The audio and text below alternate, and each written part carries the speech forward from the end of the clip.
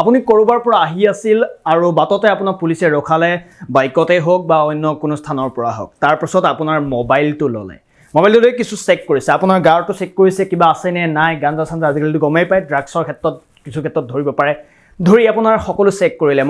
mobile লবলৈ বিচাৰিলে কিন্তু মোবাইলটো আপুনি চেক কৰিবলৈ তেওঁলোকক দিলে কাৰণ দিয়াৰ এটাই কাৰণ যে বহুতে আইনখন নাজানে অধিকাৰ নাজানে মোবাইলটো যে আন মানুহক দিব নোৱাৰে আপুনি আন পুলিচক কৰ্মী কোনো ধৰণৰ দিব নোৱাৰে আপুনি অবজেকশন যে কৰিব পাৰে সেই কথাষাৰ আপুনি নাজানে আইন নাজানে এই আইনৰ বিষয়ে আজি জানিব পাৰিব নমস্কাৰ বন্ধুসকল মোৰ নাম পুলকনাথ আপুনি চাই আছে টিজি টেকনিকেল ইটলে সাবস্ক্ৰাইব কৰি লওক বেল আইকন দিবলৈ একেবাৰে নাপাহৰিব সুপ্ৰিম কোৰ্টৰ এটা জাজমেন্ট সুপ্ৰিম কোৰ্টৰ এটা ন্যায় সকলোৰে বাবে সেয়া হল ৰাইট টু প্ৰাইভেচি অৰ্থাৎ আপোনাৰ প্ৰাইভেচি লিক কৰিব পৰা আপোনাৰ আন্ডাৰতে আছে আপোনাৰ প্ৰাইভেচি আপোনাৰ মাজতে যদি আপোনাৰ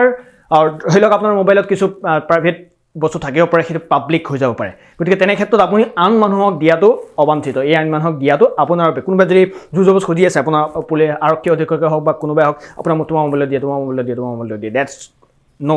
প্ৰাইভেচি মেইন অৰ্থাৎ ৰাইট টু প্ৰাইভেচি এই এক্টৰ অধীনত আপুনি কৰিব পাৰে তেওঁক মোবাইলটো নিদিয়াত আপুনি জুজবস কৰিব পাৰে মোৰ মোবাইলটো আপোনাক নিদিওঁ কোনো আপোনাক তেওঁ খুলিব পাৰে যে আপোনাৰ কি ৰাইট আছে আপুনি মোক জনাওক যে আপোনাৰ মোবাইলটো কিবা মই মোবাইলটো সৈতে এক্টিভিটি কৰিছোঁ ধৰি লওক আপুনি মোবাইলটো যদি কিবা বেয়া কাম কৰিছে তেতিয়াহ'লে মোবাইলটো প্ৰয়োজন হ'ব যদি মোবাইলটোৰ সৈতে আপুনি বেয়া কাম কৰা নাই তেতিয়াহ'লে কোনো ধৰণৰ ক্ৰিমিনেল এক্টিভিটি আণ্ডাৰত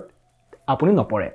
ভাৰতীয় সংবিধান আৰ্টিকল 21ৰ আণ্ডাৰটো এই কথাখিনি ধুনীয়াকৈ উল্লেখ আছে আপুনি পঢ়িব পাৰে অনলাইনত বা গুগলত আপুনি পঢ়িব পাৰে ৰাইট টু প্ৰাইভেচিৰ আণ্ডাৰত আপুনি নিজৰ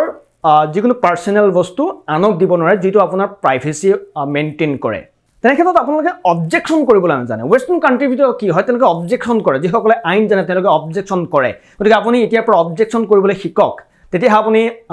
যিটো আইনৰ অধিকাৰ সেই অধিকাৰটো লাভ কৰিব এই অধিকাৰটো এইটোৱেই